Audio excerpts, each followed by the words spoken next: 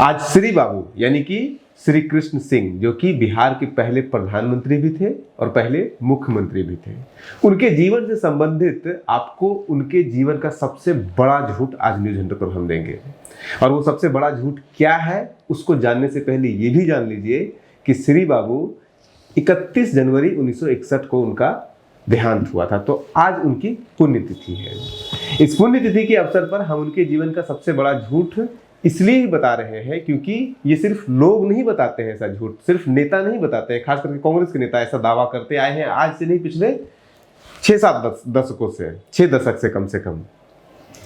और उसके साथ साथ देश के प्रधानमंत्री से लेकर के देश के राष्ट्रपति तक आज तक वो झूठ बोलते आए हैं, पब्लिक डोमेन में बोलते आए हैं, जगह जगह पे भाषणों में बोला जाता है। वो झूठ क्या है? वो झूठ ये है कि 1950 के दशक में जब अमेरिका से कैलिफोर्निया यूनिवर्सिटी से वहाँ की एक प्रोफेसर, जिसको कि भारत का मॉडर्न एडमिनिस्ट्रेटिव सिस्टम का फादर भी कहा जाता है, father of Indian modern administration ये कहा जाता है, पॉल एप्लबी को, उन्होंने वो भारत में आए और भारत में आकर के एक रिपोर्ट बनाया था। उस रिपोर्ट के हवाले से कहा जाता है कि उस रिपोर्ट में बिहार को दूसरा सबसे वेल गवर्न स्टेट बताया गया है।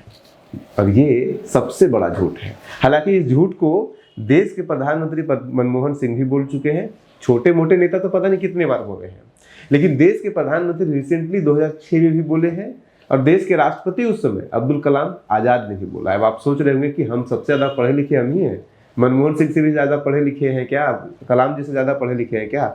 हमें नहीं पता। देखिए, हम नहीं इतने पढ़े लिखे हैं, लेकिन हम वो रिपोर्ट, वो हमें हाथ लगाया, हमने उस रिपोर्ट को पढ़ा और उस रिपोर्ट में हमने एक एक लाइन बाय लाइन पढ़ा। हमें कहीं पे भी इस बात का कोई जिक्र नहीं मिला कि बिहार दूसरा वेल गवर्न स्टेट है। इनफैक्ट उस पूरे किताब में, उस पूरे रिपोर्ट में कहीं पे भी किसी भी तरह की कोई रैंकिंग का कोई जिक्र ही नहीं है।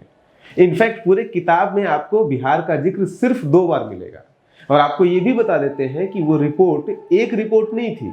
हालांकि प्रधानमंत्री जब मनमोहन सिंह बोल रहे थे तो 1950 का साल लिया था, लेकिन 2 रिपोर्ट पब्लिश हुई है, एक 1953 में पब्लिश हुई है और एक 1956 में पब्लिश हुई है।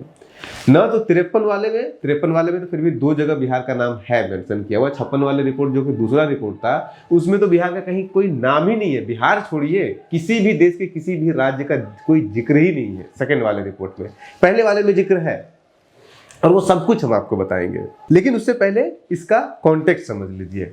आज तो 31 जनवरी है, तो आज उनका पुण्यतिथि है। 27 मई 2006 बिहार के अंदर नहीं बल्कि पूरे देश के जितने भी फूड और एग्रीकल्चर के ऊपर एक इंटरनेशनल कॉन्फ्रेंस हो रहा था। उस कॉन्फ्रेंस में मनमोहन सिंह उसका उद्घाटन करने आए और वहां पे भाषण दिया। और उस भाषण में बोलते बोलते उन्होंने कहा कि 1950 में बिहार सबसे ज्यादा वेल गवर्न स्टेट हुआ करता था, तो बिहार फिर से रिवाइव हो सकता है। याद कीजिएगा, 2006 आ चुका है, नीतीश कुमार की सरकार बन चुकी है, पूरे देश में हल्ला हो गया है कि अब बिहार आगे बढ़ेगा और बिहार से बहुत सारा होप जुड़ चुका था। तो उस कॉन्टेक्स्ट में प्रधानमंत्री मनमोहन सिंह ने बिहार के एडमिनिस्ट्रेटर को हौसला अफजाई करने के लिए ये बात बोला। हालांकि उससे 2 महीने पहले 28 मार्च 2006 को देश के राष्ट्रपति अब्दुल कलाम आजाद बिहार आए थे और बिहार आकर के बिहार के दोनों सदन, विधानसभा विधान परिषद के ज्वाइंट सेशन को उन्होंने एड्रेस किया। और उस ज्वाइंट सेशन के एड्रेसल में भी सेम बात उन्होंने रिपीट किया। उस रिपोर्ट का नाम लिया, पॉल एप्लबी के रिपोर्ट का नाम लिया और उस रिपोर्ट के हवाले से कहा कि बिहार कभी सबसे वेल गवर्न स्टेट हो सकता था तो आज भी हो सकता है। और उसमें उन्होंने 10 पॉइंट दिया, उस पूरे स्पीच में 10 पॉइंट दिया कि बिहार अगर इन 10 पॉइंट पे काम करता है तो 2015 तक उन्होंने टारगेट रखा था, बिहार 2015 को टारगेट करके इन 10 काम को करे और बिहार डेवलप स्टेट की सूची में, रेस में कम से कम शामिल हो सकता है। उसमें से बहुत सारे थे। नालंदा यूनिवर्सिटी जो आज रिवाइव हो चुका है, कितना हद तक हुआ तो अलग बात है, लेकिन पहली बार इसी स्पीच में उन्होंने ये बात कहा था कि नालंदा यूनिवर्सिटी को भी रिवाइव कीजिए, पानी की समस्या दूर कीजिए। और उसी में इसका जिक्र भी किया था। जैसे उसी से निकल के कहते हैं कि सब दावा करते हैं, प्रशांत किशोर दावा करते हैं कि हमने जो है वो 7 निश्चय 14 निश्चय बनाया है, लेकिन कहते हैं कि उस 7 निश्चय और 14 निश्चय का, मुख्यमंत्री नीतीश कुमार के उस निश्चय का कहीं ना कहीं ब्लूप्रिंट स्टार्ट होता है अब्दुल कलाम के उसी भाषण से। तो वहां पे भी इसका जिक्र करते हैं। तो इन 2 बड़े प्लेटफॉर्म पे इसका जिक्र हो जाने के बाद भी इस सच्चाई को छुपाया गया। पब्लिक डोमेन में आज भी लोग यही बोलते हैं कि पॉलुस के ये चीज़ लिखा हुआ है कि बिहार सबसे वेल गवर्न स्टेट है। लेकिन क्या आपने कभी सोचा है, अगर बिहार सेकंड था तो पहले नंबर पे कौन था और आखिरी नंबर पे कौन था? आप बाकी राज्यों का भी तो अगर कोई रैंकिंग बनाएगा तो सारे राज्यों का रैंकिंग बनाएगा ना, या एक राज्य का रैंकिंग बना के छोड़ देगा कि ये सेकंड है, पता नहीं सेकंड दूसरा कौन है, तीसरा कौन है या आखिरी कौन है, हमें नहीं पता है। तो ये हम सब आपको लिस्ट देंगे और सारा नहीं, वो तो कोई रैंकिंग जारी करते ही नहीं है। और किस आधार पर पैरामीटर ये बनाया, कहाँ से डेटा उन्होंने लाया? क्योंकि 1952 में ये 5 बार आते हैं हिंदुस्तान, एक बार 1952 में आते हैं, एक बार फिर वो 1953-54 में आते हैं, फिर 56 में आते हैं, फिर 60-61 में आते हैं। तो रिपोर्ट ये 2 देते हैं। पहली रिपोर्ट जिसकी चर्चा की जाती है उस रिपोर्ट को बनाने के लिए वो सिर्फ एक बार आते हैं 1952 में, और 1952 में आते हैं। उस रिपोर्ट में लिखते भी हैं कि वो आए, देश के 10 राज्यों में घूमे वो, और उन 10 राज्यों में घूम करके लगभग 9000 किलोमीटर उन्होंने तय किया और उसके बाद उन्होंने रिपोर्ट बनाया है। लेकिन कहीं पे भी ये दावा नहीं करते हैं कि रैंकिंग वगैरह का। तो सबसे पहले ये समझ लीजिए कि 5 बार वो 1 2 3 4 बार वो आए थे बिहार, लेकिन उस रिपोर्ट को लिखने के लिए सिर्फ एक बार आए थे हिंदुस्तान। अब सेकेंड रिपोर्ट का पहले थोड़ा सा जिक्र कर लीजिए। सेकेंड रिपोर्ट जो कि 1956 में पब्लिश हुआ था, और वो मात्र इसमें कितना 59 पेज, 59 पेज का वो रिपोर्ट है, 4 उसमें चैप्टर है, और ये गवर्नमेंट ऑफ इंडिया को दिया गया था। इस रिपोर्ट में कहीं किसी भी राज्य का कोई जिक्र नहीं है, बिहार छोड़ दीजिए, किसी भी राज्य का है ही नहीं कोई जिक्र। राज्य के बारे में सिर्फ इतना उसमें जिक्र किया हुआ है कि बिहार के राज्यों की जो स्थिति है उसमें सबसे बड़ी उनकी प्रॉब्लम है शॉर्टेज ऑफ एडमिनिस्ट्रेटर, यानी कि IAS IPS जो अधिकारी होते हैं या फिर जो सरकारी नौकर होते हैं, पुलिस प्रशासन, इनकी सबसे ज़्यादा कमी है, ये लिखते हैं। और उसके अलावा सिर्फ एक बात और लिखते हैं कि बिहार में नहीं बल्कि पूरे देश में, बिहार का तो नाम ही नहीं लेते हैं, कहते हैं पूरे देश में जो सबसे बड़ी समस्या भी देश की है, वो देश की समस्या जो है वो एक युद्ध की तरह है। ऐसे लग रहा है जैसे हिंदुस्तान नया युद्ध किया है, अभी उस अवस्था में है और उससे बाहर निकलना है। अब आ जाइए सेकेंड रिपोर्ट पे। सेकेंड रिपोर्ट जो 1953 में पब्लिश होता है, फोर्ड फाउंडेशन इसको पब्लिश करता है।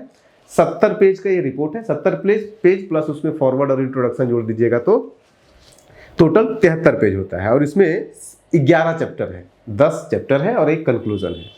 तो ये रिपोर्ट पब्लिश होता है और ये भारत सरकार को दिया जाता है। इस रिपोर्ट में बिहार का नाम 2 जगह मेंशन किया हुआ है। 2 जगह कैसे मेंशन किया हुआ है? एक जगह वो तब बिहार का नाम मेंशन करते हैं जब वो कहते हैं कि मैं हिंदुस्तान के दिल्ली के अलावा 10 अन्य राज्यों में घूमा, जिसमें से एक बिहार भी है, और सारे बिहार के अलावा बाकी सारे राज्यों का भी वहाँ पे वो बताते हैं कि इस राज्य बस लिस्ट दे दिया कि इस राज्य में घूमा। और उसमें भी पर्टिकुलरली इम्फेसिस डालते हैं कि यूपी और आपका एक और राज्य था, वहाँ पे सबसे कम, यूपी और MP में वहाँ पे सबसे कम थोड़ा सा घूमा है, बिहार में ठीक ठाक घूमा, बाकी सब सारे राज्यों में, बंगाल में सबसे ज़्यादा घूमा। 9000 किलोमीटर का उन्होंने यात्रा किया था, ट्रेन हो एरोप्लेन हो सब मिला करके, ट्रेन एरोप्लेन सब कुछ मिला करके। भारत का जो है वो अगर आप कश्मीर से कन्याकुमारी जाएंगे तो एक बार में 3000 किलोमीटर हो जाता है। तो 9000 का क्या टोटल वो होगा, आप उससे समझ लीजिए उससे क्या अंडरस्टैंडिंग बनेगा। तो 9000 का लिख कर यात्रा करके ये रिपोर्ट बनाते हैं। तो एक तो ये हो गया। अब दूसरा जो इनका मेंशन आता है बिहार का, वो तब आता है जब वो राज्यों के कहीं ना कहीं यहाँ पे तुलना करते हैं, और संभवतः इसी डेटा को मिस इंटरप्रेट करने के कारण ये अफवाह फैला है कि बिहार सेकेंड मोस्ट गवर्न राज्य है। हालांकि अगर आप उसको देखिएगा, पूरे रिपोर्ट को अगर आप पढ़िएगा, तो उस पूरे रिपोर्ट में सबसे ज़्यादा बार 9 बार बॉम्बे के बारे में जिक्र किया हुआ है। बॉम्बे मतलब शहर बॉम्बे नहीं, बॉम्बे उस समय राज्य हुआ करता था। तो 9 बार बॉम्बे का जिक्र किया हुआ है। वेस्ट बंगाल 7 बार जिक्र किया हुआ है। अब अगर देखिए उस समय किस राज्य का कितना ज़्यादा इंपॉर्टेंस था, उसका इकोनॉमिक इंपॉर्टेंस कितना था आज़ादी के समय, वो इसी से पता चलता है। जो सबसे ज़्यादा इंपॉर्टेंट राज्य था बॉम्बे, वहाँ पे 9 बार गए। दूसरा सबसे ज़्यादा इंपॉर्टेंट राज्य था वेस्ट बंगाल, 7 बार वहाँ पे गए। मद्रास तीसरा सबसे ज़्यादा इंपॉर्टेंट राज्य था, 4 बार वहाँ पे गए। ये तीनों जगह पे सबसे ज़्यादा 4 बार इसका मेंशन किया है। ये 3 सबसे आज भी सबसे ज़्यादा इंपॉर्टेंट, बंगाल छोड़ दीजिए तो आज भी बॉम्बे और चेन्नई सबसे ज़्यादा इंपॉर्टेंट है।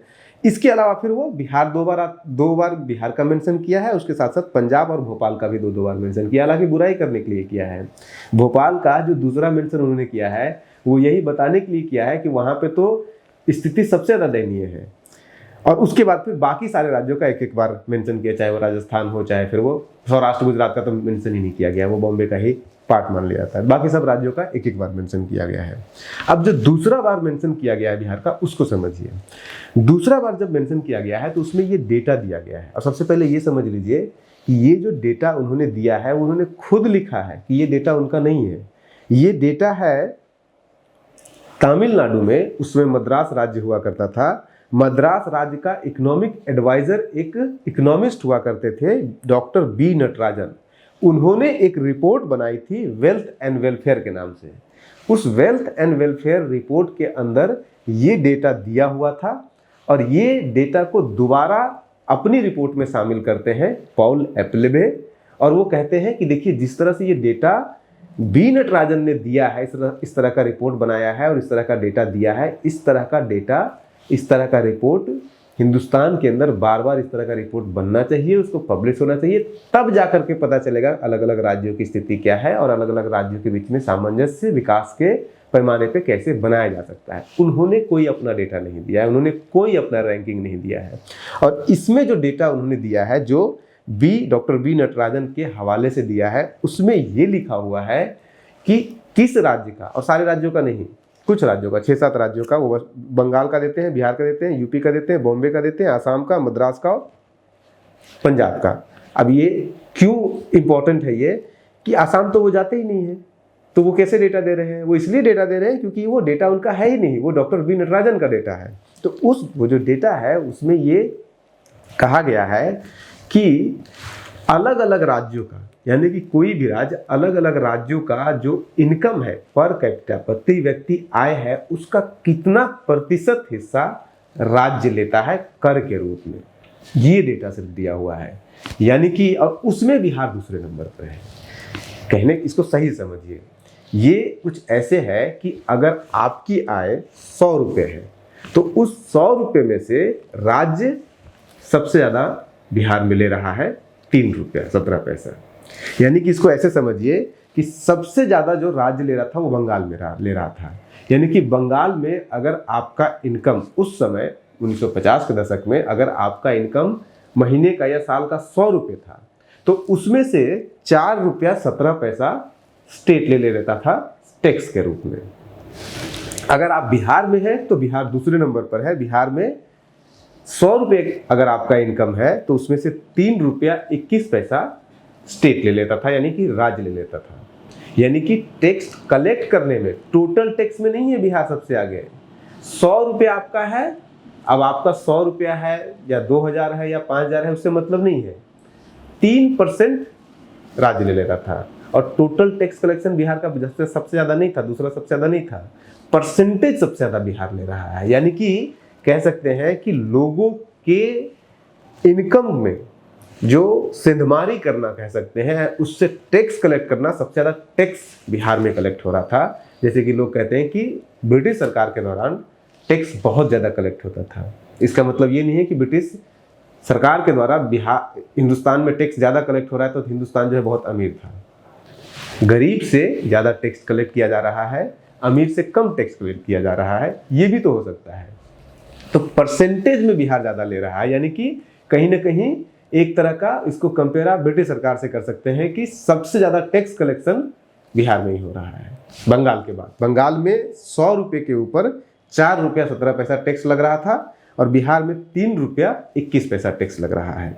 और सबसे कम उड़ीसा में मात्र 1 रुपया 17 पैसा टैक्स कलेक्ट होता था। इसके अलावा और भी यूपी में दिया हुआ 2 रुपया 78 पैसा होता था, बॉम्बे में 2 रुपया 72 पैसा होता था, पंजाब में 2 रुपया 63 पैसा होता था, मद्रास में 2 रुपया 48 पैसा होता था और आसाम में 2 रुपया 46 पैसा होता था। यानी कि इस मामले में लोगों से उसके आय में सेंधमारी करने के मामले में बिहार दूसरे नंबर पर था। तो इसको विकास का पैमाना तो नहीं कह सकते ना आप। इसके लिए तो आप श्री बाबू को विलन बना सकते हैं कि श्री बाबू जो है वो यहाँ के लोगों से, हालांकि श्री बाबू इसके लिए जिम्मेदार नहीं है, वो एक कॉलोनियल लेगेसी था कि बंगाल में सबसे ज़्यादा कॉलोनियल गवर्नमेंट टैक्स पे अपना कब्जा रखती थी और बंगाल का हिस्सा था बिहार।